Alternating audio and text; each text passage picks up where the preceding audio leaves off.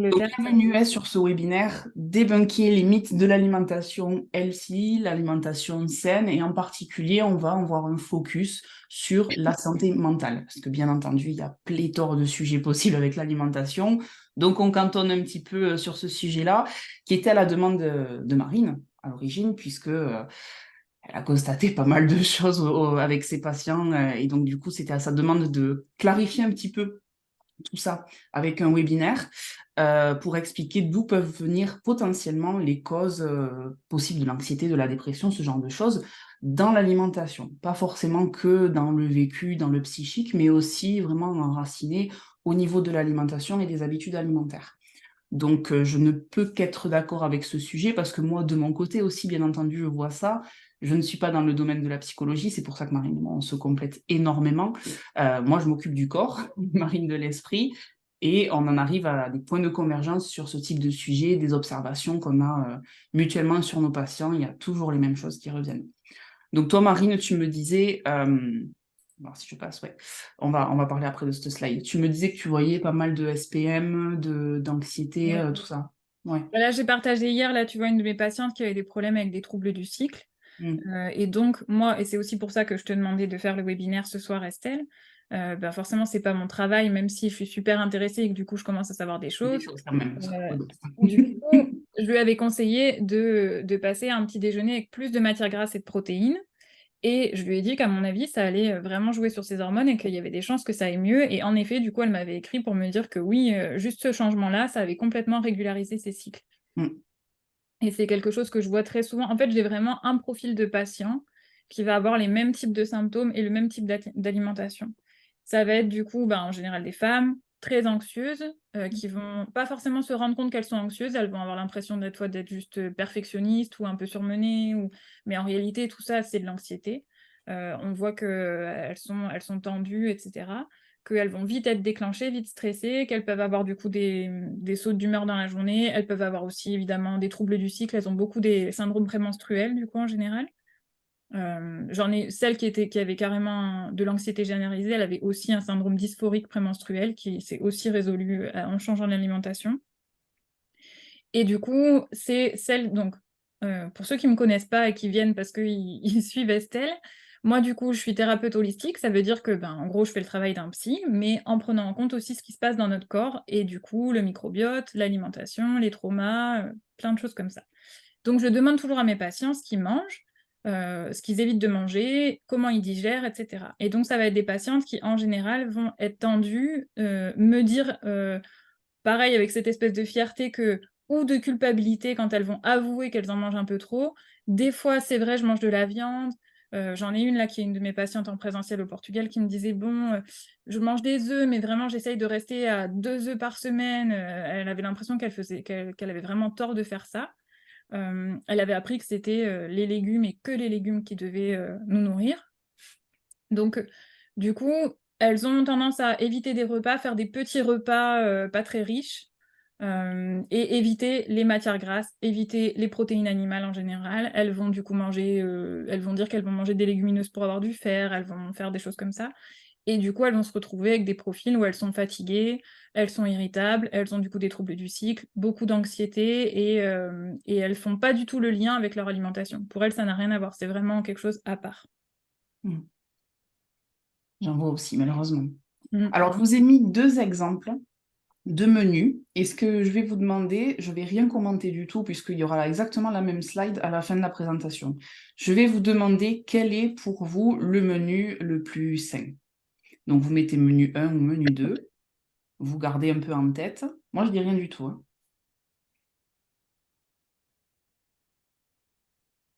Hein.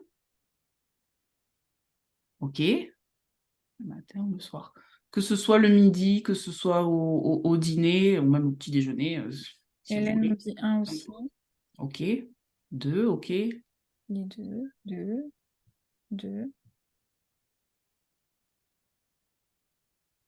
un. OK.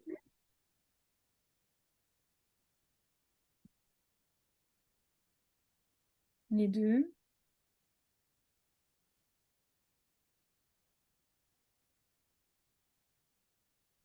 Ah, il y a Sébastien qui arrive. Vraiment, c'est son fils. Je trouve naturellement, on nous apprend plutôt que les deux, je dirais.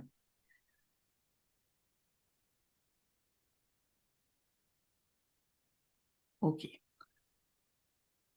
Est-ce que d'autres personnes n'ont pas encore répondu? Deux. Comme ça. Alors du coup, je précise une chose avant de continuer sur la présentation. Il y a des personnes qui ont des pathologies spécifiques, qui ont des conditions spécifiques, des symptômes spécifiques, des choses qui sont spécifiques à l'individu. Donc, ce dont je vais parler ce soir, on est sur des généralités. On est obligé d'être sur de la généralité qui donne les grandes lignes, les grands aspects, mais par contre qui, bien sûr, peuvent varier d'une personne à une autre. Si, par exemple, vous êtes mon patient à l'heure actuelle ou vous l'avez été et que vous vous dites « Ok, moi, elle m'a pas du tout fait faire ça », c'est normal. C'est totalement normal. Il y a une personnalisation derrière, il peut y avoir des troubles digestifs qui nécessitent de faire des adaptations, il peut y avoir des résultats sanguins qui ont montré qu'il manquait telle ou telle chose, donc après dans l'alimentation, on a choisi de mettre l'accent dessus ou pas. Toutes ces choses-là font que la personnalisation reste à mon sens la chose la plus importante. Donc les webinaires, c'est bien, on apprend des choses et on voit les grandes lignes ensemble, mais gardez à l'esprit que ce que je vais dire ce soir, les assiettes dont je parle ce soir, par exemple, il y a des personnes à qui ça pourra peut-être plus convenir à un moment donné qu'à un autre, à une période de sa vie pour telle ou telle problématique. OK? Je voulais que ce soit clair, ça, parce que c'est important. Oui, c'est important. Donc, on passe ce slide, je ne dis rien du tout. On en reparlera après. Alors, pourquoi ce webinaire? Pour les choses qu'on a évoquées tout à l'heure avec Marine, les choses que l'on observe dans notre quotidien avec nos patients, des problématiques qui reviennent en permanence. Moi, l'anxiété, je crois que c'est le truc que je vois le plus chez mes patients. C'est assez hallucinant d'ailleurs parce que c'est hyper généralisé et c'est hyper mal pris en charge. En général, ce qui se passe, c'est que les personnes anxieuses consultent, pas Marine forcément au premier abord, c'est bien dommage. Donc, ce qu'ils vont faire, c'est qu'ils vont peut-être aller voir un psychologue lambda et que ce psychologue, il va jamais poser de questions sur l'alimentation, il va jamais poser de questions sur le microbiote, il peut parfois dire des âneries, comme on en entend parfois.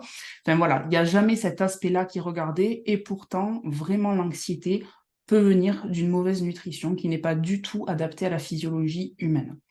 Ensuite, on a aussi tout ce qui est instabilité émotionnelle, difficulté à réguler ses émotions. Donc là, on peut observer quelqu'un qui a de la nervosité, de l'irritabilité, qui, par exemple, entre les repas, sent qu'il a une montée de colère, d'agacement. Il ne faut pas trop lui parler parce qu'on sait qu'il pourrait démarrer au quart de tour. Ça, quand ça vous arrive en général, le truc typique, c'est que votre glycémie n'est pas du tout stable. Et très souvent, ça vient d'un petit déjeuner qui n'était pas suffisant. Et en particulier, quand je dis pas suffisant, c'est qu'il manquait des protéines. Donc, il y a plein de petits indices comme ça qui peuvent vous indiquer que, en fait, votre repas n'était pas forcément correctement confectionné. Et du coup, votre glycémie, en fait, votre corps, il peine à réguler le truc comme il peut. Ça fait des pics, en fait, tout simplement de glucose dans le sang. Et ça génère des instabilités émotionnelles. Donc, littéralement, ça impacte votre humeur. Après, Estelle, je fais juste une pause pour dire qu'à propos de ça, en anglais, tu sais, il y a un terme pour ça. On mélange le terme hungry et angry pour dire que en fait, t'es en colère, mais t'es en colère parce que t'as faim. Et encore une fois, c'est encore du vocabulaire qu'on n'a pas en France, mais qui montre que... non, mais qui est très parlant, ouais. Mais en fait, il y a vraiment ça, et je pense que ça peut faire partie des choses que vous pouvez remarquer au quotidien, mais que finalement, bah, quand vous avez faim, vous devenez plus agressif ou plus énervé, etc. C'est aussi tout un processus primitif de il n'y a pas assez de ressources, il faut que j'aille chercher de la ressource, je m'active, je me stresse. En fait, il faut que j'aille chercher à manger, quoi. Bien sûr, totalement. Et d'ailleurs, ça peut aussi indiquer autre chose, c'est qu'on peut être dans un manque de flexibilité métabolique. C'est-à-dire que normalement, je suis persuadée que quelqu'un qui a un corps qui est suffisamment sain, athlétique, etc., il aura beaucoup moins de difficultés à attendre d'un repas à un autre parce qu'on dit qu'il est flexible métaboliquement. C'est-à-dire que son corps va savoir gérer le manque de ressources plus facilement que quelqu'un qui n'est pas flexible et qui en permanence a besoin d'apporter de l'alimentation pour pouvoir maintenir sa glycémie. Donc il y a aussi la question du métabolisme, souvent qui n'est pas totalement sain et qu'il faut travailler. Trouble de l'humeur, donc là pareil, c'est quelque chose qui est vaste. Syndrome dépressif, on a le syndrome prémenstruel, le syndrome dysphorique également. Celui-là, il est moins courant, mais mine de rien, je pense qu'il y a aussi pas mal de femmes qui ne savent pas qu'elles se trouvent dans cette situation, alors que... Clairement, clairement. Et les troubles du sommeil, ça, hyper important, et c'est souvent pas du tout lié à l'alimentation. Clairement, le médecin va jamais vous demander comment vous mangez si vous venez en lui disant que vous n'arrivez pas à dormir. Et pourtant, je peux vous dire qu'on a de nettes améliorations sur le sommeil quand on travaille bien la diète et quand on fait un petit déjeuner. Donc là, vous allez vous dire, mais qu'est-ce qu'elle me sort avec ces schémas? J'ai mis un schéma qui est donc issu d'une étude que vous avez juste en dessous pour ceux qui sont intéressés. Vous avez plusieurs intestins, plusieurs systèmes digestifs de différentes espèces animales, dont nous, bien entendu, puisque je rappelle que nous sommes des animaux. Donc, en gros, on est ici, et à côté, nous avons le cochon, le chien, l'orang-outan, le koala, le cheval, le mouton et le kangourou. Je pense que vous voyez déjà qu'il y a de grosses différences entre les différentes espèces. Ce que j'entends souvent, c'est de dire que l'humain est quasiment pareil que les singes.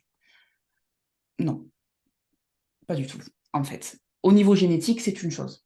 Mais ça, j'en parle pas ce soir. Moi, je parle purement du physique, purement de l'anatomique et du système digestif. Au niveau du système digestif, nous ne sommes pas pareils. Nous n'avons pas du tout les mêmes attentes au niveau physiologie, au niveau besoins nutritionnels. Nous, en tant qu'humains, donc ici, on a un intestin grêle qui est plutôt bien développé, qui peut aller de 6,5 à peu près à 7 mètres de longueur. Donc ça, c'est l'intestin grêle. Et on a ensuite le côlon. Le côlon qui fait en général 4 mètres à peu près. Avant l'intestin grêle, on a l'estomac. Et ça va être déterminant à comprendre. Pourquoi? Parce que l'estomac, c'est un organe qui a un intérieur, dont la poche stomacale, la poche gastrique, qui a un pH extrêmement bas, extrêmement faible, qui est entre 1 et maximum 3 dans des conditions normales.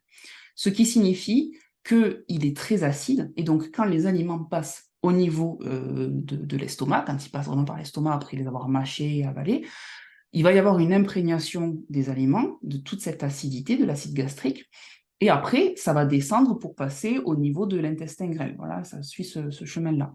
Ce qui va se passer, c'est que quand ça arrive au niveau de l'intestin grêle, c'est tellement acide qu'il faut venir tamponner cette acidité. Donc ça, c'est le travail des enzymes pancréatiques, qui sont en particulier alcalines, et aussi les bicarbonates qui sont relâchés, pour venir tamponner ça et éviter tout simplement que ça ne brûle l'intestin, parce qu'on n'est pas sur le même pH qu'au niveau de l'estomac. Tout ça pour dire, et c'est ce qu'il va falloir que vous reteniez le plus, je pense, de cette présentation au niveau du système digestif, c'est que s'il n'y a pas assez d'acidité gastrique au niveau de l'estomac, on va avoir une très mauvaise digestion parce que tout dépend de ça. Ce qui va dépendre de ça, c'est la sécrétion de bile qui va se produire ensuite au niveau du duodénum, et c'est aussi la sécrétion des enzymes pancréatiques, qui, en fait, ces sécrétions sont stimulées justement parce qu'il y a la détection de l'acidité.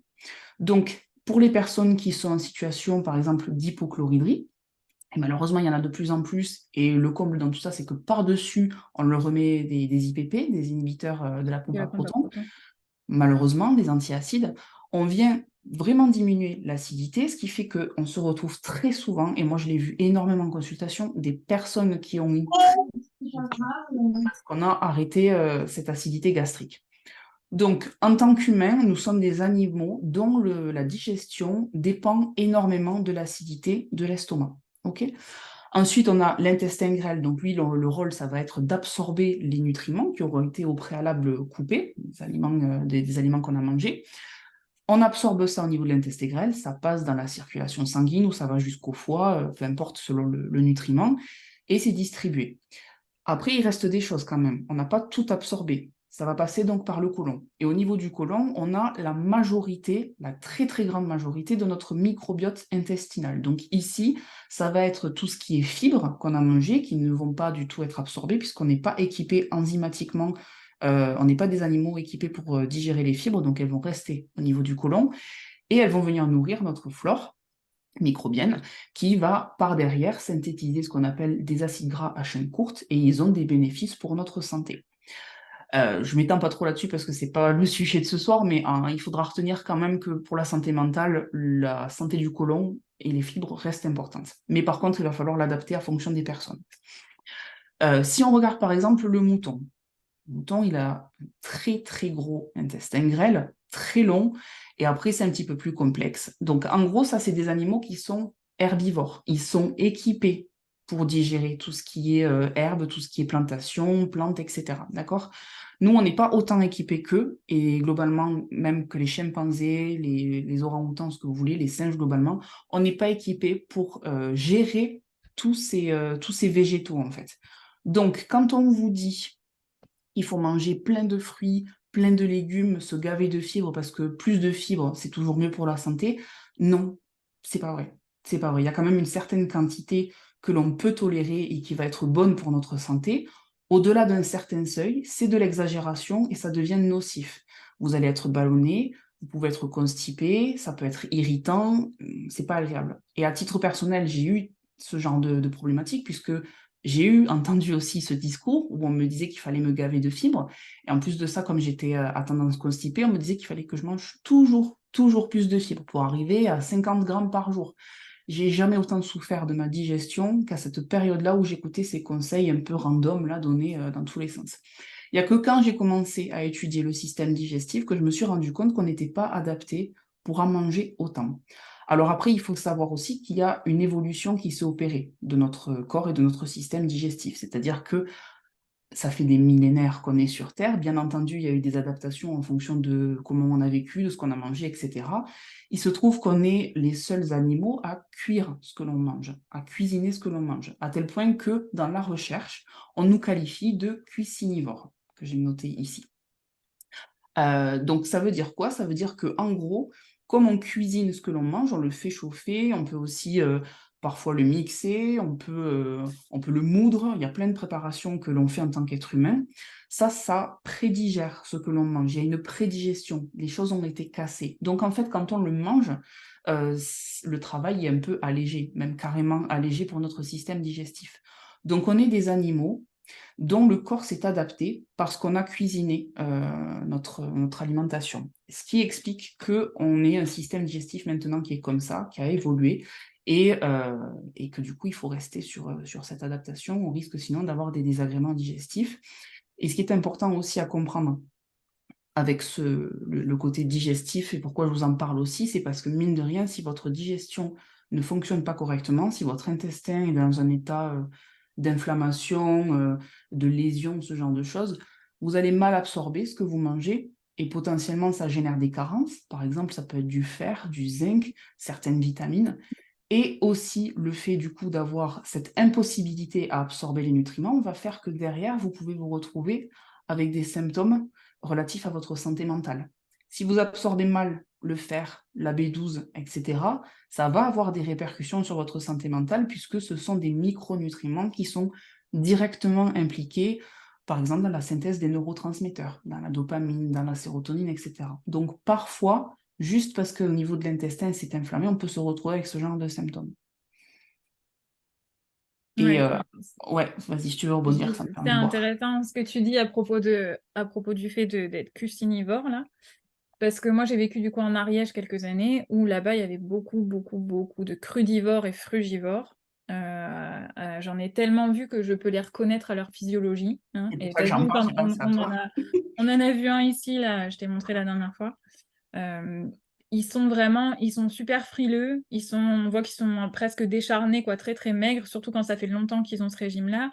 Et ils parlent tous de vitalité, etc., qui font ça pour ça, mais en même temps, bah, ils vont vite se coucher, ils font plus beaucoup d'activités, ils deviennent fans de méditation parce qu'en fait, bah, ils font plus grand-chose, ils ont plus de libido, enfin, il y a plein de choses comme ça. Et leur grand argument, c'est de dire qu'on n'a pas évolué, justement, et qu'on a le même système digestif que les hommes préhistoriques avant qu'ils découvrent le feu, et que du coup, c'est ça. Et l'autre chose aussi qui est aussi contredite juste par le fait qu'on a des enzymes digestives et qu'on va du coup cuire à l'intérieur de nous les aliments, c'est qu'ils ont l'impression de manger une alimentation vivante. Et ça, je me souviens qu'à Saint-Giron, il y avait un marché avec un stand avec écrit alimentation vivante. Vous mangez tout cru, les graines germées, des smoothies crus, tout cru. Et du coup, bah, vous allez gagner en gros toute la vitalité qu'il y a là-dedans. C'est comme si on perdait des nutriments et des choses et tout ça à la cuisson. Et c'est vrai que des fois, on peut perdre des nutriments à la cuisson. et on peut en perdre même beaucoup selon la façon dont on va cuire, mais on peut aussi en gagner. Par exemple, je crois que c'est le kale qui gagne plus quand il est cuit que cru, Oui, des il y a choses des comme ça. façons de cuisiner aussi pour augmenter la Ouais, biodisponibilité, hein, donc c'est donc toujours c'est aussi possible, mais il faut des... consulter pour le savoir. Ouais.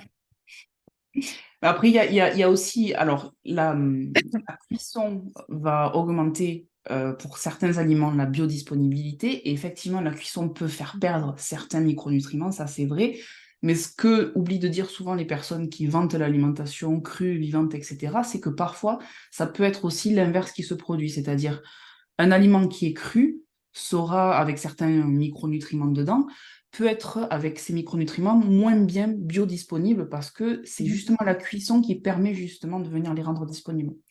Donc parfois, ils peuvent vanter le truc alors qu'en fait, ils en obtiennent moins de choses que s'ils avaient cuisiné l'aliment. Donc Après, là, peut-être on peut rappeler ce que c'est la biodisponibilité pour ceux qui ne savent pas. C'est ouais, du coup j'ai la Vas-y, slide après vas-y. où Ah, j'en super, parle. super, parfait. Mais du coup, voilà, je tenais à faire vraiment un point là-dessus. C'est vrai que je me suis dit, tu vas pas partir dans un délire où tu tapes sur le cru, etc. Ça pourrait être un total autre sujet Mm. hyper complet.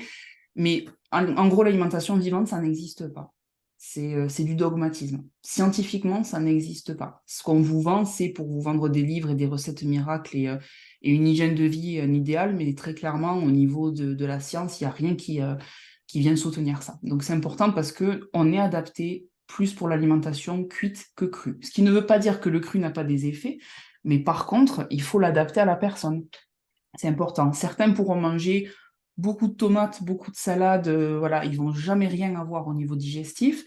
D'autres qui sont beaucoup plus sensibles, et c'est OK, il faut adapter. Pas juste se dire, je l'ai lu dans un livre, donc c'est que c'est moi qui ai un problème et je vais essayer, quoi. Non. Donc, quelque chose d'important à retenir, je pense, c'est de ne pas chercher à labelliser votre alimentation. C'est-à-dire, moi, je suis keto, moi, je suis vegan, moi, je suis végé, moi, je suis paléo. Il y a En fait, il y a de la vérité un petit peu dans toutes ces choses-là.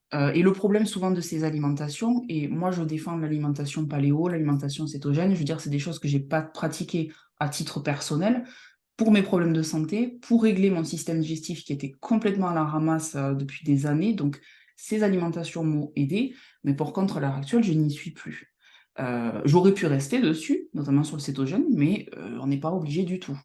Donc voilà. Et puis j'aime bien beaucoup trop tester les choses pour, pour rester sur un seul schéma. Mais encore une fois, ce que je veux dire, c'est que si vous êtes actuellement sur un processus où, par exemple, vous faites de l'alimentation cétogène pour réduire une maladie inflammatoire et ses répercussions sur votre corps ou une maladie auto-immune, par exemple, ou que sais-je, vous êtes dans un processus bien précis. D'accord? Ça, vraiment, je le précise.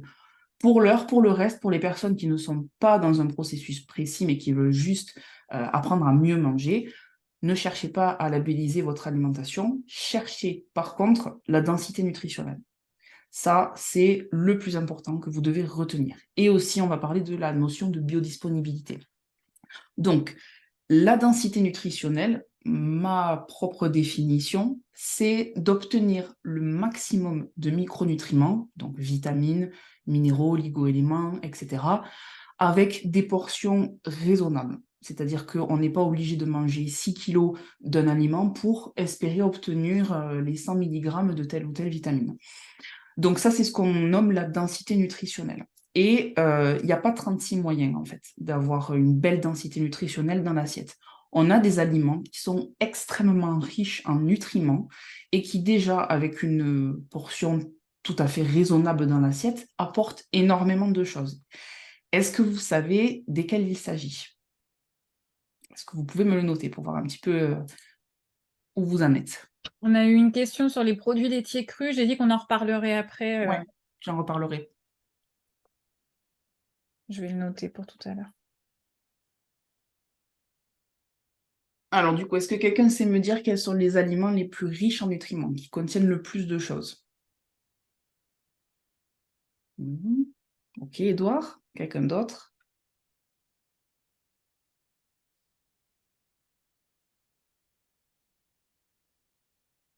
Personne. Poisson, Ok, abats, œufs, foie, ouais. Et oléagineux.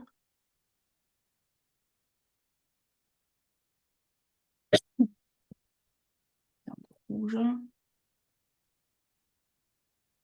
Soja. Une bonne chose ici, si j'ai pas de noix aussi.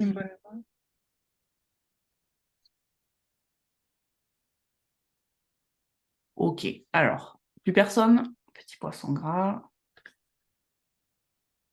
Luminesce, respect du trempage.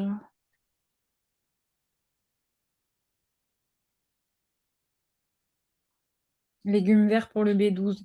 Non. Non, non, non. B12 que dans les protéines animales. Alors, on va revenir sur tout ça parce que c'est vraiment, c'est le cœur du sujet. Merci mon médecin, nous dit Lorraine. Comment? Elle dit que c'est son médecin, je pense. Ah oui, mais de ne jamais demander conseil sur la nutrition à un médecin.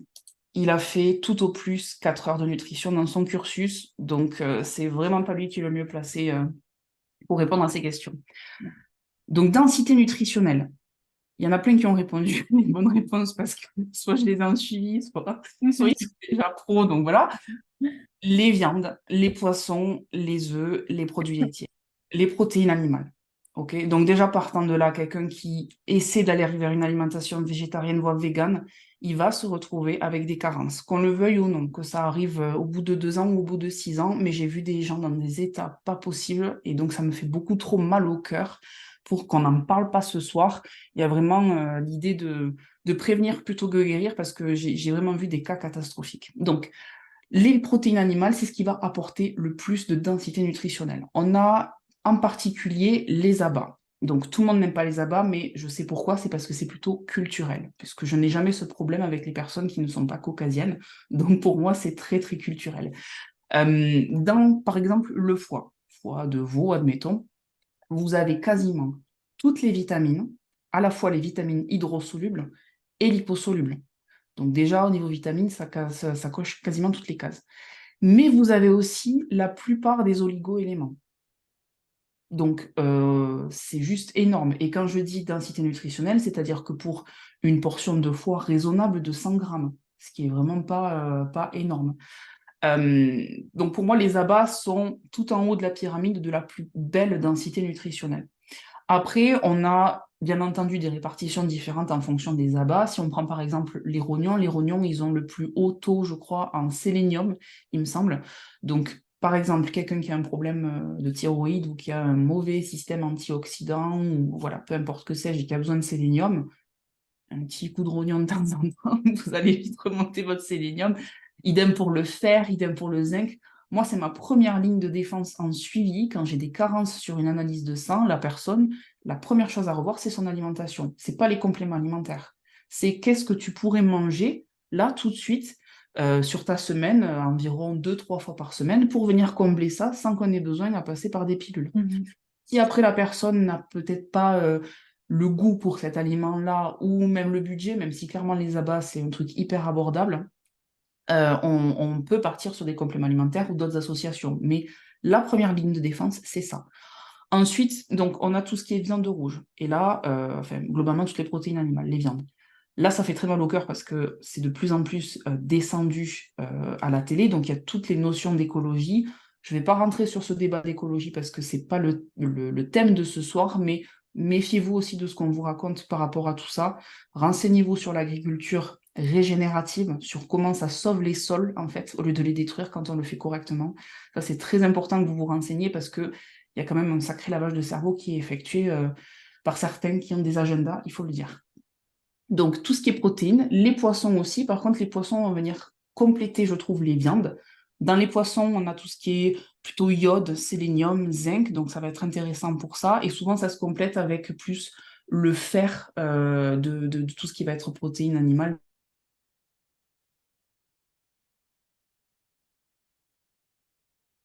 C'est plein de choses dans le jaune d'œuf. Il y a de la choline, il y a plein de vitamines, il y a des antioxydants. Il y a énormément de possibilités avec le jaune d'œuf. Après, il faut en manger une certaine quantité quand même pour être sur des niveaux intéressants de micronutriments. Les produits laitiers, Il y a très Marine, boudés, très très Estelle, très boudés. Oui. pardon, il y a Marine qui demande à quelle fréquence on peut manger des abats. Alors, est-ce qu'on parle du foie? C'est plutôt le foie? Je sais pas. Édouard, langue de bœuf, j'ai bien compris que tu aimais la langue de bœuf. Toutes sortes d'abats, dit Marie. Alors, moi, ce que je conseille de faire d'abord, c'est une prise de sang pour voir où on se situe au niveau ferritine, zinc, cuivre, vitamine A, ce genre de choses. Parce qu'on veut voir s'il n'y a pas déjà suffisamment de ces éléments-là, en fait. On peut avoir un surdosage en fer, on peut avoir un surdosage en cuivre et en vitamine A aussi. C'est des choses pour lesquelles il ne faut pas aller trop trop haut. Donc, si quelqu'un est déjà dans les fourchettes hautes de ces éléments-là, on va éviter d'être sur une trop grosse consommation d'ABA. D'accord? Donc, ça peut être une fois par semaine, 2 fois par semaine max pour quelqu'un qui est dans les fourchettes hautes. Si par contre, quelqu'un vient me voir et me montre sa ferritine et qu'il est à 8, là, je le mets sur 3 directement fois par mois, par semaine, Par pardon. semaine. Ça, c'est clair. Donc, ça dépend beaucoup des résultats sanguins. Je trouve qu'il est important de s'assurer d'abord de où on se situe au lieu d'y aller à l'aveugle, parce qu'on peut être sur des surdosages parfois sur certains micronutriments. Et que, par exemple, si on est sur de la surcharge en fer, ça peut être un facteur inflammatoire. Donc, après, on a la question des fruits et des légumes. Je ne dis pas du tout qu'ils sont inutiles. Pas du tout ce que je dis. Par contre, on est sur une complémentarité. C'est toujours pareil dans l'alimentation.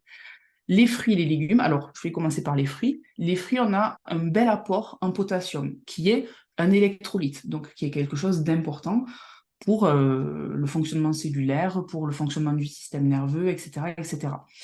Donc, dans les fruits, on va avoir beaucoup de potassium et aussi dans certains fruits, on va se retrouver avec pas mal de vitamine C. Ce qui ne veut pas dire que c'est la seule source de vitamine C. On a de la vitamine C dans pas mal de légumes, on a les poivrons, on a le brocoli, on a le chou de Oui. Bruxelles. Oh, voilà, il y a plein de possibilités. Le persil aussi est très riche et même parfois, on a des quantités 2 fois plus importantes dans le légume que dans le fruit. Donc, la vitamine C, c'est pas trop valable comme argument, mais ça en fait partie quand même. Dans les fruits, on va avoir aussi des antioxydants. On va avoir des polyphénols, on va avoir des choses qui participent pour lutter contre notre stress oxydatif. Donc, il y a un intérêt par rapport à ça, mais les antioxydants ne sont pas des nutriments, ne sont pas des micronutriments, ce pas des vitamines ou quoi que ce soit. Donc, il y a ça. Et après, pour les fruits, ben, en fait, on n'a pas, à mon sens, énormément d'arguments supplémentaires. Et il faut garder à l'esprit que ça reste du sucre. Donc, je conseille toujours à mes patients de mettre plus l'accent sur les légumes que sur les fruits. On a plus à gagner à manger davantage de légumes que de fruits, je trouve. Après, pareil, on peut ne pas être d'accord entre certains nutritionnistes. Moi, je préfère les légumes comme supériorité par rapport aux fruits. Au niveau des légumes, on a souvent plus de vitamines que dans les fruits. Ok. Très souvent, on a pas mal de B9, notamment dans les légumes qui sont verts, en fait. Qui sont les épinards, la laitue, les choux, tout ce qui est vert va avoir pas mal de folates, donc c'est intéressant. On peut se retrouver aussi avec quelques traces d'autres vitamines, par exemple de la vitamine K1. Donc là, ici, je ne l'ai pas détaillé, mais on a des sous-catégories pour les vitamines liposolubles, mais bon, je ne vais pas vous embêter avec ça, mais on peut avoir de la K1 dans tout ce qui est légumes, en particulier, encore une fois, les légumes verts.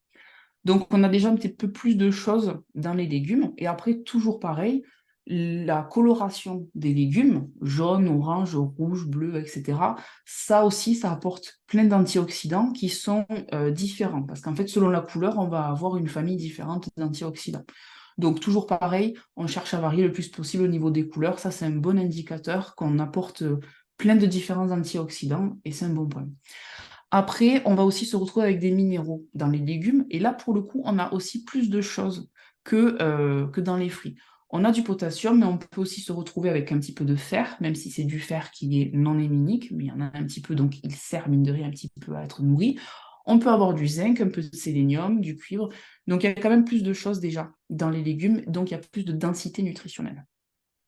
Après, pour la biodisponibilité, je vais y revenir, mais on n'est pas totalement sur la même chose. Autre chose dans la densité nutritionnelle dont on parle moins souvent, je trouve, il n'y a pas que les vitamines, il n'y a pas que les minéraux, on a aussi tout ce qui est acides aminés et peptides un petit peu par extension, mais grosso modo, retenez acides aminés, et les acides gras. Ça signifie qu'en gros, aussi, si un aliment apporte de ces éléments-là, et plus il en est pourvu, plus on dit qu'il sera dense en nutriments.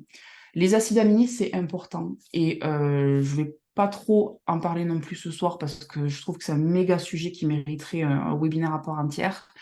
On a, au niveau de la recherche, il y a certains chercheurs qui sont spécialisés dans tout ce qui est étude des protéines, des acides aminés, de leurs effets sur le corps et de quelle serait la quantité idéale qu'un humain doit consommer par jour pour être en bonne santé. Puisque les acides aminés, c'est pas juste faire du muscle, c'est aussi le système immunitaire, c'est aussi les hormones, c'est aussi la régénération des tissus, tout en fait. Donc c'est plus important que de faire du muscle et de se maintenir musclé.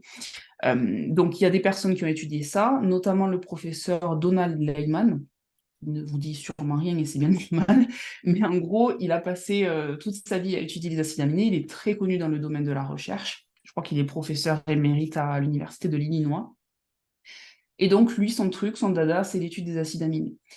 Et il a sorti pas mal d'articles scientifiques qui disent tous et qui pointent tous vers la même chose, c'est-à-dire qu'il y a un seuil de protéines par repas que tout humain, homme, femme, de n'importe quel âge, de n'importe quelle situation, même masse musculaire développée ou pas, tout humain devrait atteindre par repas pour avoir le strict minimum pour sa santé.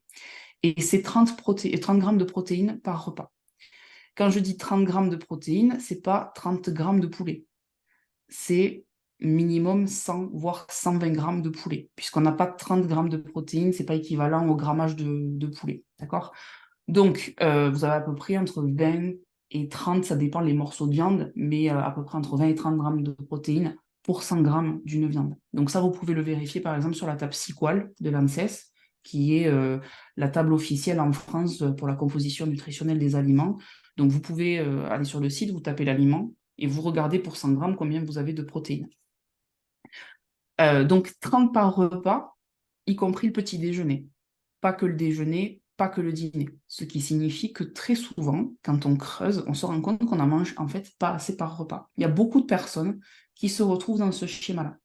Le problème en ne mangeant pas suffisamment de protéines par repas, c'est que d'une part, c'est pas assez rassasiant, puisque les protéines sont les plus rassasiantes, plus que les fibres, plus que les matières grasses, plus que tout ce que vous voulez, les protéines. Donc pas assez rassasié, ce qui pousse à surmanger, à grignoter bien souvent, puisqu'on a faim, c'est normal, on n'a pas assez mangé de protéines. Ensuite, la deuxième chose, c'est que du coup, vous n'avez pas suffisamment d'acides aminés, il n'y a pas le pool suffisant pour faire une rotation, en gros, un turnover des acides aminés. Donc, vous vous retrouvez avec votre corps qui va devoir aller puiser dans ses réserves, et souvent, c'est au niveau musculaire, donc on perd du muscle. Tout ça pour renouveler souvent les acides aminés qui vont servir à synthétiser les neurotransmetteurs. Donc là, ça nous intéresse dans notre sujet, puisque ça veut dire que potentiellement, ça impacte la synthèse de la sérotonine, de la dopamine, du GABA ou de ce genre de choses qui ont besoin régulièrement d'acides aminés pour être synthétisés et que vous ayez après toute votre bonne humeur, votre feel-good de la journée et même votre sommeil, etc. Donc, assez de protéines, oui. Estelle, il y a des questions en même temps, du coup, Ouais. je te coupe parce que c'est vraiment directement lié à ce que tu es en train de dire. Du coup, on a des questions sur la qualité des protéines. Est-ce que tu parles de toutes sortes de protéines? Est-ce que tu parles des protéines animales? Et je pense que là, tu vas nous répondre aussi sur, il y a peut-être 30 pour 100 grammes de poulet, mais il n'y a peut-être pas 30 grammes de protéines dans une protéine végétale. Ou alors, il faudra en manger des quantités extraordinaires, genre, C'est tu ça. peux en avoir plein dans des graines germées, mais il faudrait que tu sois capable d'avaler un énorme saladier de graines germées pour recevoir cette quantité-là de protéines, et personne ne mangerait ça. Et il y Ouais. a Lorraine qui demande, du coup, quid des protéines en poudre? Est-ce que ça marche aussi bien? Est-ce Alors, est-ce que ça que marche sur la satiété, par exemple? genre, je pense qu'elle demande sur la santé. Est-ce que tu peux remplacer, par exemple, j'ai pas envie de manger de la viande, mais je vais me faire un shaker avec des protéines en poudre. Est-ce que ça... Alors, si on est sur un repas, mon avis de nutritionniste, c'est non. On mange des vrais repas. Par contre, si on est sur vraiment une impossibilité tel jour, parce qu'on a vraiment été pressé, on s'est levé en retard, c'est toujours mieux, à mon sens, de prendre un shaker que d'avoir le ventre vide. Mais par contre, ça ne doit pas être une habitude. Et après, quand on cherche à développer sa masse musculaire, qu'on doit être sur des quantités plus importantes de protéines, mais là, je parle de personnes qui sont dans le bodybuilding, hein, on n'est pas sur quelqu'un qui va remuer 2-3 poids une fois par semaine. Ça peut être nécessaire de basculer sur les poudres quand on est sur de grosses quantités. Mais franchement, c'est plus rare qu'on ne le pense. Bien souvent, les gens se disent ça y est, je me suis mis à la muscu, je me suis mis au sport, donc je fais partie des personnes qui doivent aussi basculer de temps en temps sur les shakers de prot à 4 heures avec mon fruit. Non, ce sera toujours mieux de manger quelque chose parce que, en fait, dans le shaker, on a les protéines isolées, du lait, on a quelques micronutriments, quelques minéraux, mais c'est tout. On n'aura jamais la densité nutritionnelle que l'on obtient en mangeant l'aliment. C'est pas possible. Donc, c'est toujours préférable en termes de santé et de densité nutritionnelle de consommer l'aliment, d'une part, et d'autre part aussi pour la satiété, où on n'aura pas du tout la même satiété si on mastique son blanc de poulet plutôt que de boire un shaker. Donc, il y a toute une question derrière d'assimilation qui est trop rapide avec les shakers. Et en termes de protéines animales végétales, du coup, qu'est-ce que tu en penses? Ma réponse. Il faut des protéines animales. J'ai vu trop de dégâts de personnes qui comptent sur les protéines végétales pour être en bonne santé. On n'est pas sur la même biodisponibilité. Pareil, j'ai un cours sur les protéines qui est sur Atavi, que j'ai beaucoup détaillé pour expliquer ça vraiment en détail.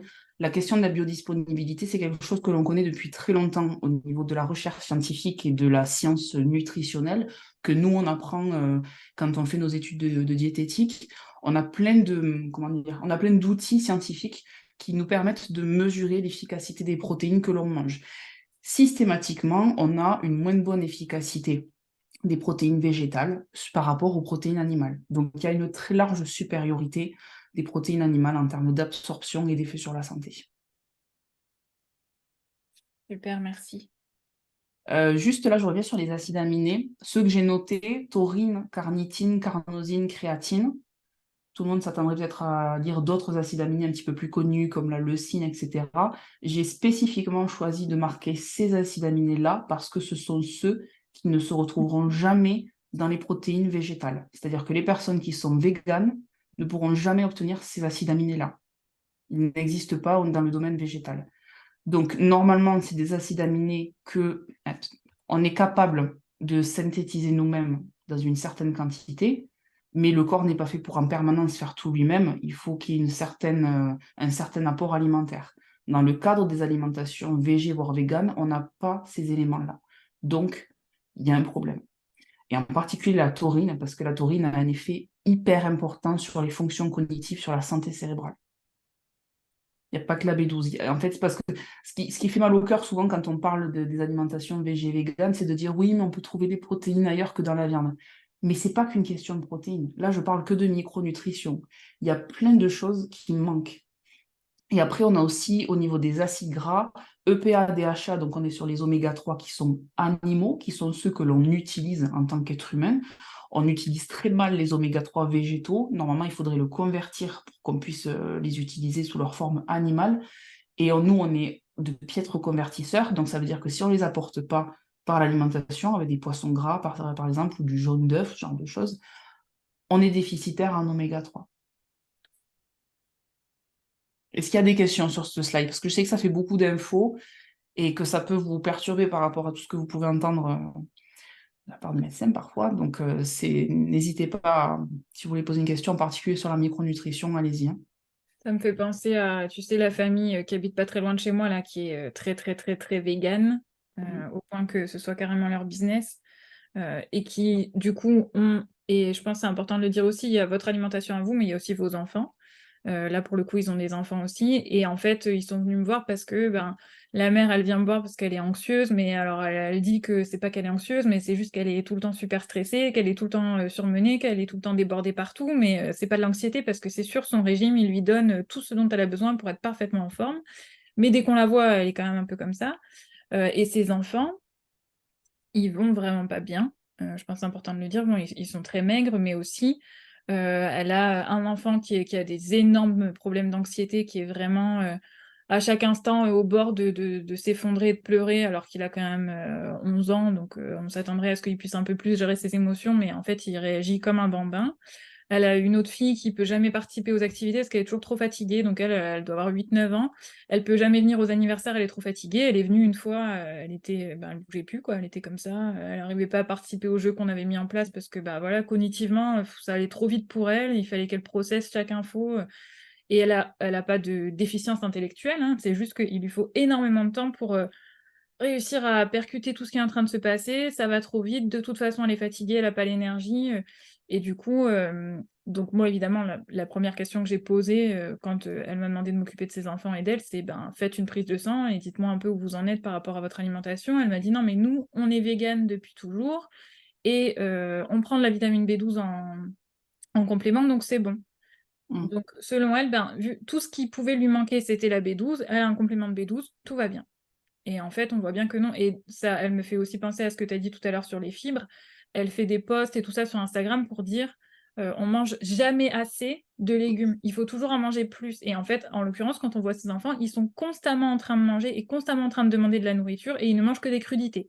Des crudités, des crudités, des crudités toute la journée, et en fait, ils sont en permanence, ben, hangry là, comme on disait, toujours, sur le fil comme ça tendu à demander: «Je veux de la nourriture, je veux de la nourriture», au point de crier pour avoir de la nourriture ou de se mettre à pleurer parce qu'ils ont faim. Alors que moi, à chaque fois que je les vois, ils ont de la nourriture dans les mains, ils sont en train de leur donner de la nourriture.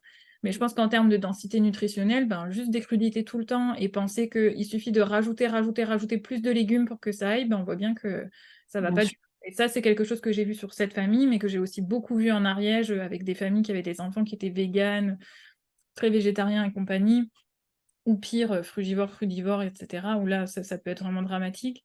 Ça Mmh. va pas du tout, on voit bien que les enfants, ils ont pas ce qu'il faut, quoi. Bien sûr. C'est encore pire sur les enfants puisqu'ils sont en pleine croissance. Un adulte, il est «terminé» entre guillemets, même si bien sûr il sera pas du tout en forme, mais un enfant, s'il a pas suffisamment de fer, il peut pas grandir. Mmh. Donc il y a des problèmes de développement, il y a des problèmes cognitifs importants, il y a un énorme risque hormonal puisqu'il y a plein d'enzymes qui dépendent du fer et encore je parle que du fer. Mmh mh. Donc c'est très, très grave et pour le coup, les effets sont irrattrapables sur un enfant parce que il a passé des étapes de croissance qu'il ne pourra jamais refaire, donc c'est trop tard. Il aura les os fragilisés à vie, il aura, enfin voilà, c'est une catastrophe, hein. Ouais, Tu tu tu peux nous dire un petit peu comment ils mangent plus en détail pour qu'on arrive à s'imaginer? ah ben, eux, c'est plant-based, donc c'est que des légumes. Alors, ils mangent un peu de pain, et en général, sinon, ils ne font des repas qu'avec, des salades, avec, énormément de légumes, beaucoup, beaucoup de crus. De temps en temps, un peu de peanut butter, de temps en temps, un petit peu des dattes ou des choses comme ça. Ça me fait penser à une autre famille que j'ai vue ici aussi, chez qui j'avais amené un truc à manger en disant: «Ben, j'espère que ça va, c'est un peu sucré, mais nous, on essaye de faire attention au sucre, mais là, quand c'est exceptionnel, on fait des petits gâteaux ou des choses comme ça, mais on essaye de les faire, voilà, pas trop sucrés, et cetera». Et elle m'a dit: «Ah non, moi, je veux pas que mes enfants, ils mangent du sucre, donc du coup, non, vraiment désolée, mais on mangera pas ça». Et en fait, à la place, elle nous a servi, des toutes sortes de trucs aux fruits, mais alors Mmh. super sucrés, que des fruits secs, en fait, que des dattes avec du raisin sec, avec, plein, plein de préparations, en fait, hyper, hyper sucrées, et au final, c'était vachement plus sucré que ce que j'avais ramené moi, et il y avait pas d'aspect, gras ou protéines pour compenser non plus la glycémie. Elle nous a mis des bombes de sucre sur la table, mais c'était du sucre naturel, du coup, pour elle, c'était même pas du sucre. Donc je vois qu'il y a plein de, comme on disait au début, misconception. Il y a vraiment plein d'idées reçues comme ça, sur les choses. On va se dire: «C'est healthy». On le voit là sur ton slide, quand tu laisses ta souris, on rigolait tout à l'heure parce que du coup, ça nous affiche le titre de l'image de fond où ils nous disent qu'il y a écrit: «Healthy food background, healthy vegan vegetarian food». C'est pas moi qui ai choisi. Heu, que pour partout où on va, on met que des légumes et des fruits. C'est bon, ça veut dire que c'est healthy parce qu'il y a pas de viande et il y a pas de gras, et du coup, c'est bon, et c'est vraiment grave, surtout quand ça arrive, ben, la santé des enfants, et Beh, aussi ouais, quand surtout ça quand fait longtemps. On peut tenir un temps, je pense que c'est important de le dire aussi, on peut tenir un temps avec ces régimes-là, oui, et en fait, au bout d'un moment, on voit ça. C'est pareil, la B12 et compagnie. Au début, ben, on est juste un peu anxieux, mais c'est pas grave. Dans ce monde, tout le monde est anxieux, ça passe, et on n'a pas l'impression d'avoir un problème. Mais en fait, ben, petit à petit, on se retrouve aussi avec des problèmes de type, Parkinson, Alzheimer et compagnie, qui sont maintenant, liés. On a des études qui montrent que c'est lié à toutes ces carences-là aussi. Donc c'est vraiment important de voir, notre santé dans son ensemble et dans comment on va vieillir, comment on va, réussir à transmettre des choses à nos enfants, et cetera. Il y a du absolument. coup Édouard qui dit: «Nous, on voit la différence sur notre fille quand elle est en internat et quand elle mange la semaine à la maison». À la cantine, on suit les préconisations, bah, ouais. Oui, alors à la cantine, normalement, les menus sont établis par une, diététicienne. En général, c'est mes chères consoeurs que j'aime beaucoup. tout ceci est ironique bien entendu, qui ne font que appliquer le PNNS, qui lui-même est issu des instances gouvernementales, et le gouvernement n'est pas un scientifique, il donne les recommandations en fonction des industries. Ça aussi, il faut vraiment le comprendre. Et je suis issue de ce milieu, donc je pense que je suis très très bien placée pour en parler. J'ai fait des études de diététique et j'ai pu voir à quel point, quand on est sur une formation qui prépare un métier conventionnelle telle que diététicienne, on a vraiment cette empreinte de l'industrie derrière nous. On sent qu'il n'y a pas tout qui est très très scientifique, mais qui est plutôt de l'ordre de l'agenda derrière. Et c'est malheureux à dire, mais il faut le dire aussi. Moi, on m'a enseigné des trucs. Heureusement que j'étais déjà suffisamment renseignée sur la nutrition avant de commencer mes études pour être atterrée par certains enseignements, parce qu'ils sont faux. Ils sont faux. Il y a des trucs qui sont faux, qui m'ont choqué, et que si j'avais suivi aveuglément ce que j'ai appris, j'aurais toujours une digestion catastrophique, je me sentirais toujours aussi mal. Donc voilà, il faut toujours, je pense, conserver un petit peu de critique, même par rapport à ce que je dis ce soir. Alors je sais que c'est compliqué de se dire ça, mais en fait on peut croire plus personne, c'est compliqué. Moi je suis pas nutritionniste, c'est vrai. Mais partez du principe que si quelqu'un n'est pas capable de vous justifier ce qu'il vous dit avec des études scientifiques, c'est qu'il y a un petit problème. Et c'est pour ça que moi, je vous mettrai des études après dans la description, quand il y aura le replay sur YouTube, je vous donnerai quelques études pour creuser si ça vous intéresse. J'aurais mis un message dans la discussion pour dire que là, on n'a pas le temps de faire ça, mais si vous voulez faire vos propres recherches et creuser un petit peu, creusez aussi un petit peu l'historique de comment on a mangé, quelle pub on a eu dans les industries, etc. Et à quel moment on s'est mis à diaboliser les matières grasses et compagnie, on est basculé sur des glucides. Il y a plein de choses très intéressantes là-dedans aussi pour remettre en perspective. Ouais. Alors pour le coup, des infos qui sont en français, parce que toujours pareil, ça Ouais, manque c'est vrai aussi que c'est tout le souci, mais ça ne veut pas dire que ça n'existe pas.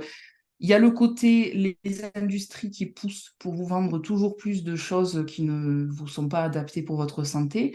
On a aussi le côté religieux. Ça, c'est carrément un autre sujet, mais pourtant les deux arrivent vraiment à donner les préconisations qu'on a à l'heure actuelle, malheureusement, hein. Donc moi, j'avais fait des recherches sur ce côté religieux qui m'avait littéralement passionnée, parce qu'on découvre la boîte de Pandore, très clairement. Et en fait, en particulier, si ça vous intéresse, je vous invite à aller sur Google et taper Ellen G. White, qui était, on va appeler ça, une espèce de prêtresse de l'Église adventiste du septième jour, qu'on appelle. Certains qualifient ça de secte. Donc, en gros, elle avait des visions où elle voyait Dieu, et Dieu lui disait comment manger. Et donc, du coup, eh ben, elle a répété ça à tous les fidèles de cette église, et ça a donné des livres, ça a donné des préceptes nutritionnels. Et croyez-le ou non, mais ces préceptes nutritionnels, c'est ce qui a atterri au niveau de nos recommandations nutritionnelles, au niveau du gouvernement. Donc, je vous invite à faire des recherches là-dessus, parce que c'est vrai. Je le dis, on ne me croit pas, mais je vous jure que c'est vrai. Donc tout n'est pas scientifique dans tout ça. Il y a beaucoup de mouvements, oui, à la fois religieux, politiques et industriels qui tirent les ficelles en haut de tout ça. Donc croyez plutôt la science. Regardez les études scientifiques, ça au moins c'est en général ça vaut les infos. Donc la dernière slide, non avant-dernière je crois. Ici j'ai fait un petit focus sur les vrais outils dont vous disposez pour votre santé mentale. Il y a à mon sens 4 choses principales qui doivent retenir votre attention. On a d'abord la méthylation. Donc, c'est peut-être le truc dont vous entendez le moins parler, et c'est normal, c'est de la biochimie.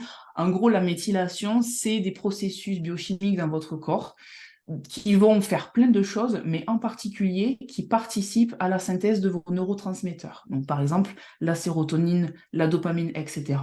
C'est des synthèses, c'est des neurotransmetteurs qui ont besoin de la méthylation pour être correctement synthétisés. Donc, si au niveau de la méthylation, il manque les micronutriments qui sont listés en dessous, donc vous avez besoin pour que ça se réalise correctement, vous pouvez vous retrouver avec pas suffisamment de neurotransmetteurs, et donc vous retrouvez avec des symptômes liés à votre santé mentale. Vous allez mal dormir, vous êtes irritable, vous n'êtes pas motivé, vous n'arrivez pas à vous concentrer, vous n'arrivez pas à réfléchir, vous pouvez perdre un petit peu les mots, tout ce qui est lié vraiment aux fonctions cognitives. Ok ? Donc, pour une bonne méthylation, il faut pas mal de choses, mais il faut notamment B9, B12, B2, B6. Donc ça, c'est des éléments que vous pouvez retrouver en grande quantité dans les abats et dans la viande rouge, bien entendu, mais aussi les légumes verts avec la B9, encore une fois, il y en a aussi dans les végétaux. La choline, il y en a beaucoup dans le jaune d'œuf et il y en a beaucoup dans les abats aussi, dans le foie en particulier. On a aussi tout ce qui va être acides aminés, puisqu'ils vont servir de racine pour synthétiser les neurotransmetteurs. Donc, par exemple, pour la dopamine, il nous faut de la tyrosine. Pour la sérotonine, il nous faut du tryptophane, et ainsi de suite. Donc, grosso modo, plus vous avez suffisamment de protéines dans votre alimentation, plus vous allez avoir à disposition les acides aminés qu'il faut pour avoir vos neurotransmetteurs et vous sentir bien. Bétaïne, ça, vous pouvez en retrouver en gros dans la betterave, vous pouvez en retrouver dans le quinoa. Donc, c'est un truc qui, pour le coup, est bien présent dans le domaine végétal. Donc, voilà, on a une belle mixité là, animal-végétal. Au niveau du système nerveux, peut-être Marine, tu veux dire un truc sur le système nerveux en blanchisse? Bah, alors, sur le système nerveux, je vais vous laisser regarder si vous l'avez pas déjà vu le replay sur le système nerveux, parce que du coup, c'est aussi tout un sujet en soi. Mais en gros, le système nerveux, si on veut vraiment simplifier et faire vraiment court, quand vous êtes détendu, que vous êtes tranquille, que vous vous reposez, que vous pouvez digérer, etc., et que vous êtes en sécurité, vous êtes dans un mode de système nerveux, vous êtes détendu, qu'on appelle le parasympathique. Quand vous êtes déclenché, vous êtes en stress, vous êtes, voilà, il y a quelque chose qui ne va pas, ou vous vous rappelez un trauma, etc. Là, vous allez passer en mode sympathique, où vous allez être prêt, en fait, à avoir une réponse physiologique de défense pour fuir, combattre, mais aussi se geler, ne plus savoir quoi répondre, se dissocier, ou encore se soumettre. Et quand on a des traumas, toutes sortes de réponses, de raisons d'être stressé, ou quand du coup on a aussi une réponse physiologique parce qu'on a des carences, etc., on va basculer beaucoup trop en système nerveux sympathique et du coup on va être stressé, on va aussi du coup avoir toutes sortes de troubles, notamment troubles du sommeil, troubles de l'humeur, irritabilité, etc., etc. Et on va se sentir, on peut se sentir de anxiété à complètement dépressif, avec tout le panel qu'on a là-dedans, plus ou moins dans notre journée. Et en fait, c'est ça qui est la clé, et c'est aussi tout l'intérêt qu'on travaille toujours en synergie avec Estelle, mais c'est que le système nerveux, c'est vraiment une des clés qui va faire que les choses que vous allez mettre en place pour votre santé, ça va fonctionner. C'est comme si c'était, j'en sais rien, une clé pour vraiment ouvrir quelque chose et dire, à partir de là, je peux mettre quelque chose.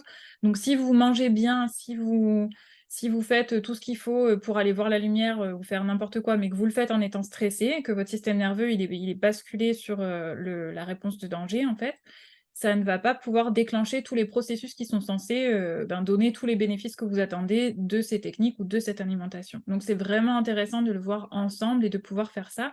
Et ça a en plus des intérêts pour les petites choses comme l'hypochloridrie par exemple, où du coup le fait de pouvoir être en parasympathique, ça va aussi nous aider à bien digérer, faire suffisamment d'enzymes digestives, etc. Et où du coup ça va être intéressant de l'intégrer par exemple avant de manger. Mm.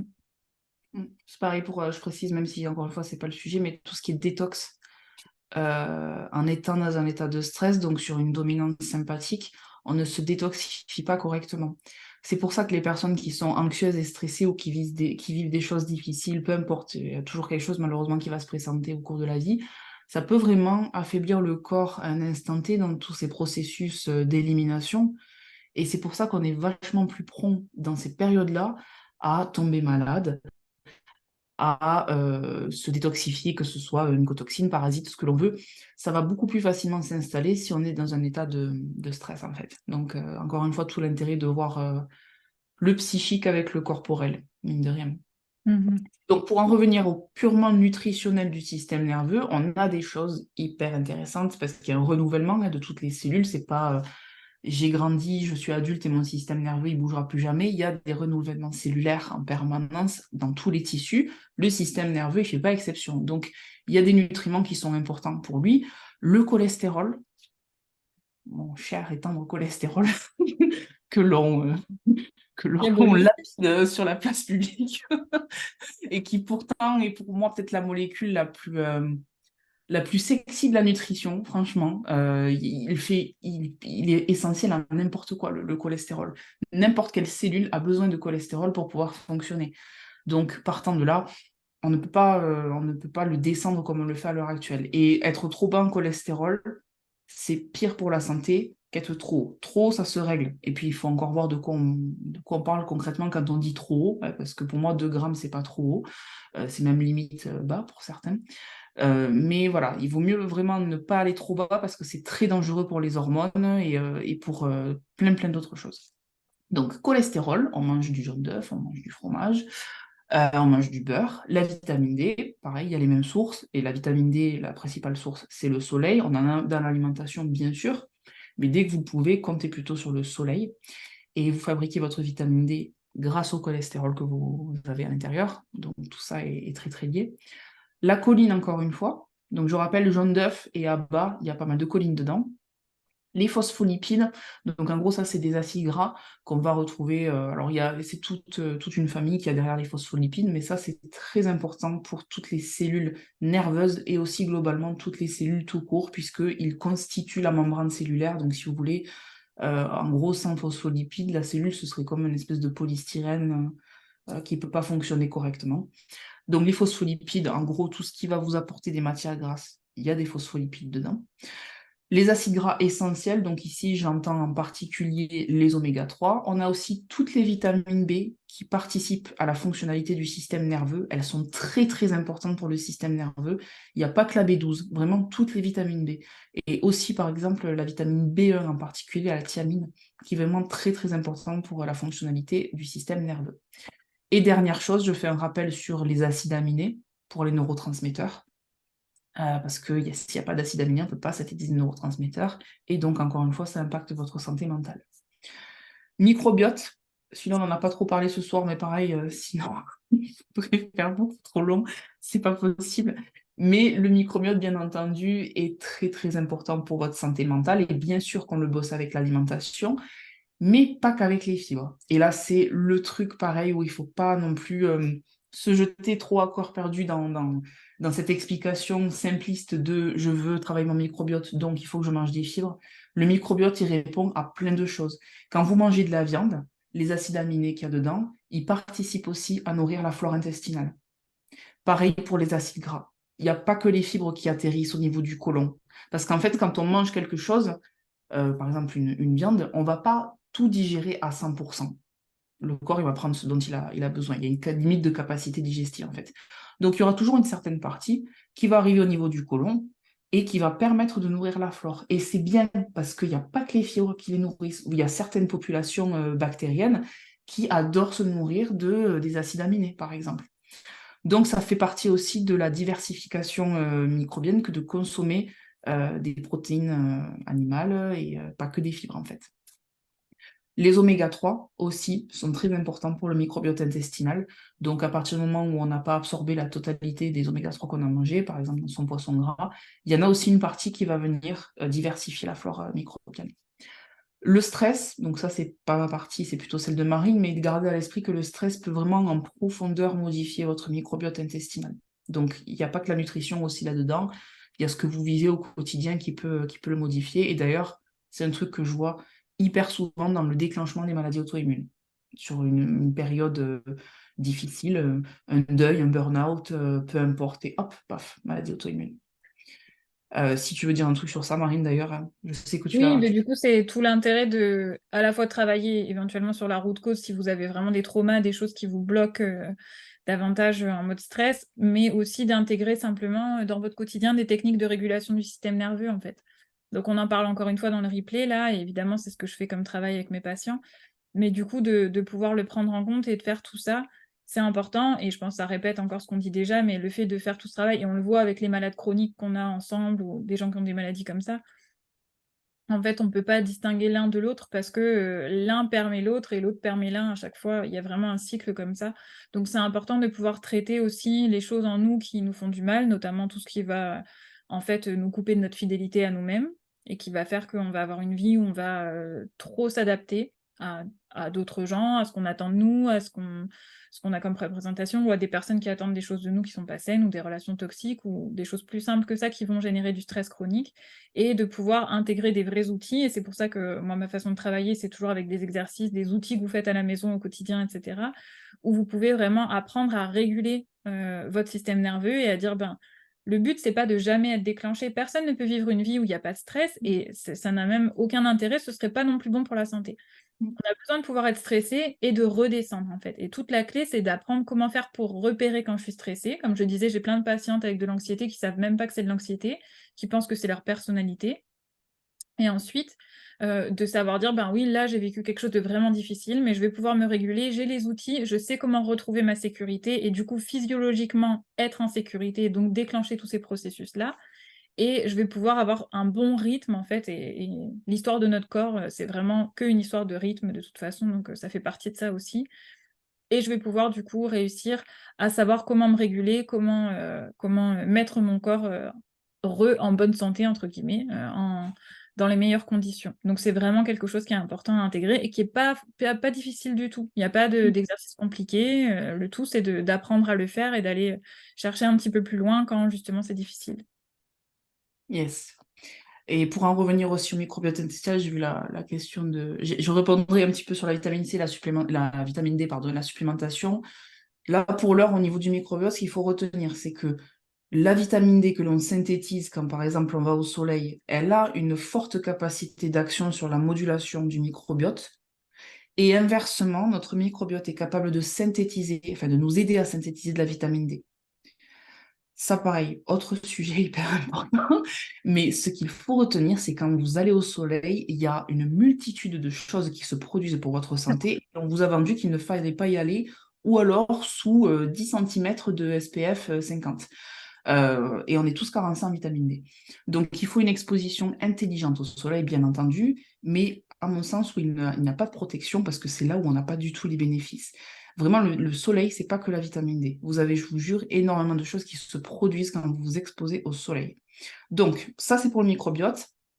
Après, on a aussi les vitamines, certaines vitamines qui peuvent nourrir notre flore intestinale, notamment certaines vitamines B qu'utilise la flore, et aussi les oligoéléments, par exemple le fer peut être consommé par la flore et peut faire augmenter certaines populations bactériennes. Donc, c'est jamais que les fibres, comme vous pouvez le voir.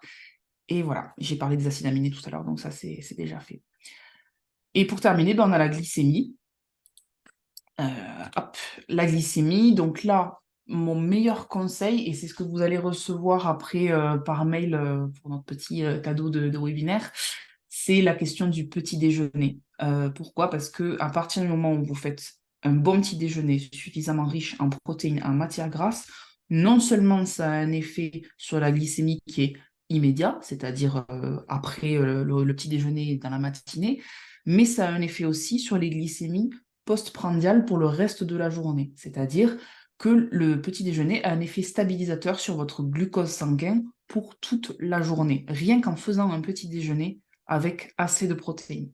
Donc ça, c'est déterminant et c'est un axe de travail majeur pour les personnes qui souffrent de résistance à l'insuline, qui souffrent de diabète, de surpoids, d'obésité, toute personne qui en fait aurait la nécessité de contrôler sa glycémie. Petit déjeuner. Si vous le sautez, et il y a vraiment encore une fois des études là-dessus, je ne dis pas ça dans le plus grand des hasards, on a des preuves que sauter le petit déjeuner, c'est très délétère pour la santé métabolique et la gestion de la glycémie. Donc, on met des protéines, on met des matières grasses, on peut mettre des fibres, mais ça ne doit pas être le gros du petit déjeuner. On ne se fait pas un bol de fruits, ça n'est pas valable. C'est que des... En fait, les fruits, si vous faites ça, c'est que des fibres et de l'eau. Il y a zéro protéine, il y a zéro matière grasse, donc ça ne vous tiendra pas longtemps. Il faut plus de protéines et de matières grasses que de fibres. Mais vous pouvez mettre des fibres parce que ça participe aussi à la satiété. Et ça va déterminer aussi le petit déjeuner, votre rythme circadien. Parce qu'en fait, quand vous le consommez le matin, c'est comme, j'allais dire, c'est comme un starter. Ça vient déclencher l'horloge circadienne, si je puis dire, même si c'est un petit peu plus complexe que ça. Mais en gros, votre corps capte que c'est le matin, il y a le premier repas qui arrive, donc ça déclenche la journée, en fait. Ça, plus l'exposition au soleil en extérieur, etc. Mais c'est un énième outil par-dessus le reste pour calquer son rythme circadien sur son environnement. Le petit déjeuner fait ça. Donc, du coup, au fur et à mesure des saisons, je trouve que c'est aussi important d'adapter un tout petit peu la prise de son petit déjeuner en fonction de à quelle heure se lève le soleil ou ce genre de choses pour être vraiment bien aligné, de ne pas prendre son petit déjeuner quand il est 5 heures du matin, alors qu'en hiver, le soleil va se lever qu'à 8 heures. Vous voyez, ça n'a pas de sens. Il faut aussi s'adapter un petit peu à ça.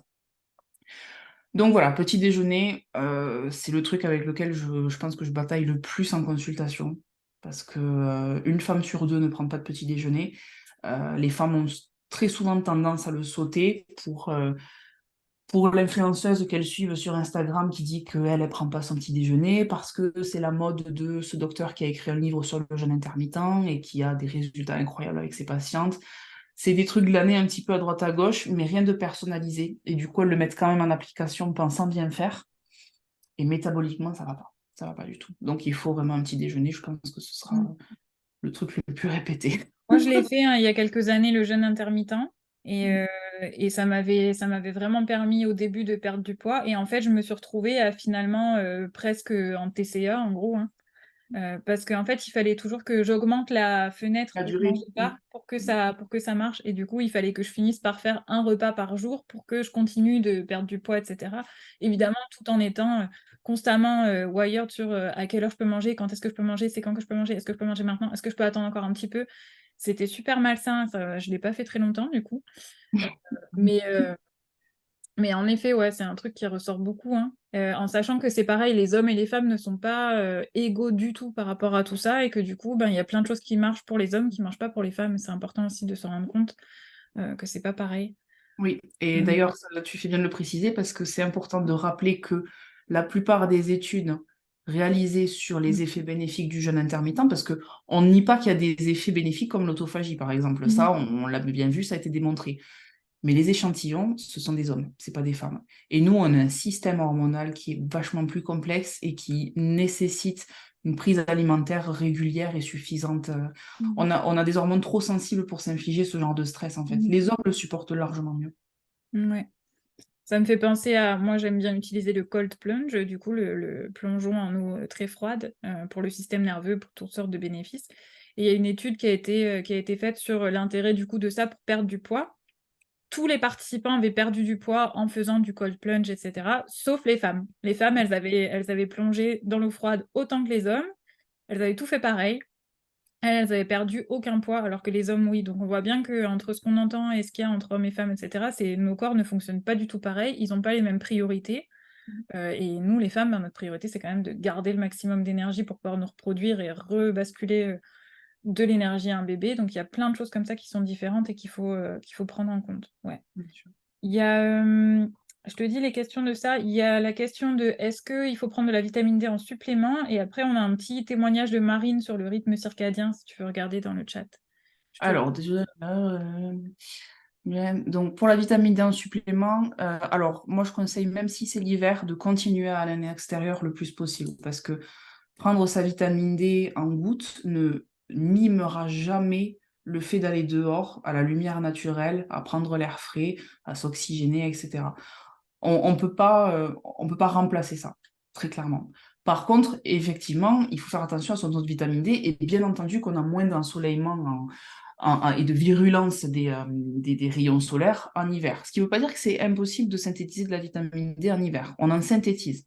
Il suffit pendant un quart d'heure de s'exposer les avant-bras comme ça, même si c'est le mois de janvier, et on a quand même les rayons du soleil qui viennent percuter notre peau, puisque sinon on serait dans la totale nuit, je rappelle, s'il n'y avait pas les effets du soleil.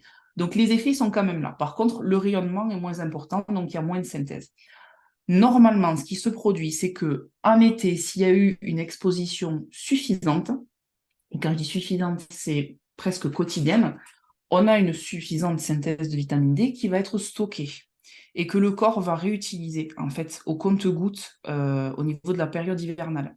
Donc en fait, s'il y a eu suffisamment de stockage de la vitamine D, au niveau de l'hiver, souvent, en fait, on va en avoir suffisamment parce qu'il y a un relargage continu pour traverser la période hivernale. Après, il y a bien entendu un petit peu l'alimentation qui en apporte. Si on mange du poisson gras, si on mange du jaune d'œuf, de la viande grasse, des produits laitiers, on a aussi un peu de vitamine D dedans. Donc, mine de rien, ça contribue à combler aussi durant la période hivernale. Et après, ce qu'il faut garder à l'esprit, c'est que la vitamine D, je trouve qu'il faut faire attention quand on se supplémente parce qu'elle a besoin déjà de cofacteurs pour être utilisée au niveau de l'organisme, notamment s'il n'y a pas de magnésium, la vitamine D ne va pas pouvoir être utilisée correctement. Donc il faut du magnésium, à mon sens, à minima quand on se supplémente en vitamine D. Et d'autre part, si on est sur une quelconque inflammation, qu'on soit sur un syndrome métabolique, sur le stress oxydatif, sur un manque de sommeil, peu importe. Dès qu'il y a de l'inflammation, la vitamine D, si vous voulez, elle peut ne pas du tout monter au niveau sanguin, parce que l'inflammation fait réguler à la baisse la vitamine D, en fait. Donc, il ne faut pas non plus, je trouve, trop s'acharner avec un supplément s'il y a une anomalie au niveau de la vitamine D. Il faut garder à l'esprit qu'il y a des périodes où on est censé en avoir un petit peu plus et d'autres un petit peu moins, parce que le corps, encore une fois, fonctionne par cycle, et que s'acharner à avoir toujours des taux on top à tous les niveaux, je pense pas que ce soit comme ça qu'on a été conçu à la base, à mon avis. Je pense vraiment que la vie est faite sur des cycles en permanence et qu'il y a des cycles où les choses doivent être plus basses que d'autres. Et pour la vitamine D, je pense que c'est le cas. Mhm. Il y a, alors, où est-ce qu'elle est? Marine qui nous a écrit. Elle dit d'ailleurs Marine, donc parce qu'on avait échangé un petit peu sur Instagram. J'ai regardé votre vidéo, j'ai appliqué de couper les écrans à 22h, je me lève à 5h30 pour prendre un bon petit-déj et mon moral n'est plus en bad, je suis tellement mieux. Donc ouais, en effet, c'est ce qu'on disait sur le rythme circadien, la lumière, les écrans, etc. Ça joue vraiment sur la santé mentale. Et juste pour reprendre ce que tu disais sur le petit déjeuner, là, il y a une étude qui montre qu'en fait, si on mange un petit déjeuner sucré ou si on mange un petit déjeuner plus protéiné, on n'a pas les mêmes interactions dans la journée et on a tendance à avoir des interactions, on est plus en fait agressif envers les autres, moins empathique, etc. si on a mangé plus sucré que quand on a mangé protéiné. Donc c'est quand même hyper intéressant parce qu'il y a tellement, tellement de choses dans notre santé, notamment notre santé mentale, où on a l'impression que c'est vraiment nous, je décide, je suis énervée parce qu'il y a vraiment une bonne raison d'être énervée, je suis déclenchée parce qu'il y a vraiment une bonne raison, etc. Et en réalité, quand on vient changer tous ces paramètres-là, ben en fait, non, je suis pas dépressive, je suis pas anxieuse, je suis pas non plus désagréable avec les autres et je peux réussir à réguler mon stress alors que jusqu'ici, je le faisais pas. Il y a énormément de paramètres dans l'alimentation et dans le mode de vie que vous pouvez mettre en place qui sont vraiment pas forcément chers. Qui ne demandent pas d'avoir des choses compliquées, mais qui peuvent vraiment tout changer, comme ce que Marine a essayé. Ouais. Totalement. Alors, du coup, je vous ai remis les menus. Est-ce que cette fois-ci, vous restez sur votre choix de départ ou pas? Et là, on en parlera un petit peu plus en profondeur.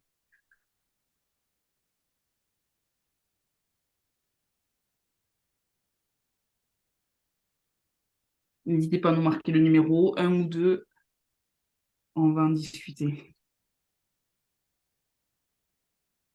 Ils ont peur de se tromper maintenant.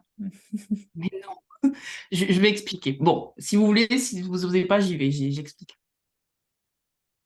Les deux, Edouard, ok. Alors, j'explique. Je- En fait, il y a deux aspects possibles dans ce choix. D'un côté, on a le menu 1 où on se dit, elle a mis du sel, elle a mis une grosse part de viande rouge. En même temps, il y a pas mal de glucides avec les pommes de terre. En haut, elle m'a mis de la mayonnaise, parce que oui, c'est de la mayonnaise au cas où on ne l'aurait pas remarqué. Et en bas, on a un carré de chocolat noir et noix du Brésil. Donc en fait, dans ce repas-là, on a un seul légume, qui est le chou rouge. On n'a pas de fruits. Et de l'autre, on a plus de choses healthy de premier abord. C'est pour ça que je vous avais mis ces deux exemples. C'est plus vert, c'est plus végétal, c'est plus... En tout cas, c'est l'image que l'on veut vous vendre en général d'une alimentation santé. Donc, en général, on va plutôt aller se diriger vers cette option-là. Mais, vu que maintenant on a parlé de tout ce qui est densité nutritionnelle et que vous savez que ça signifie avoir beaucoup de vitamines, beaucoup d'oligo-éléments, des acides gras essentiels et des acides aminés. Vous vous dites que là, il y a un œuf, et que clairement, un œuf, c'est pas assez, puisque dans un œuf, vous avez à peu près 5-6 grammes de protéines. Donc, on est loin de ce que je vous ai dit tout à l'heure, c'est-à-dire un seuil de minimum 30 grammes par repas de protéines. On a un avocat, donc l'avocat, c'est bien. On a de l'oméga 9, on a de la vitamine B9 aussi dedans. C'est un truc qui est plutôt intéressant nutritionnellement. On a un petit peu de des lentilles et on a du quinoa. Donc, il y a des protéines végétales avec lentilles et quinoa. On a d'ailleurs même plein de choses intéressantes dans les lentilles. Il y a du fer, il y a du zinc aussi, il me semble. Donc, on se dit sur le papier, c'est cool. Par contre, il y a la notion de biodisponibilité qui va être importante là. Vous n'allez pas obtenir tous les nutriments qu'il y a dans les lentilles parce qu'on a la question des fibres autour. Les fibres, elles entourent les micronutriments, ce qui fait qu'au niveau de la digestion, vous n'aurez jamais 100% de tous ces micronutriments qui sont absorbés. Il y en a beaucoup qui vont rester au niveau de la lumière intestinale et que vous n'obtiendrez pas dans votre organisme.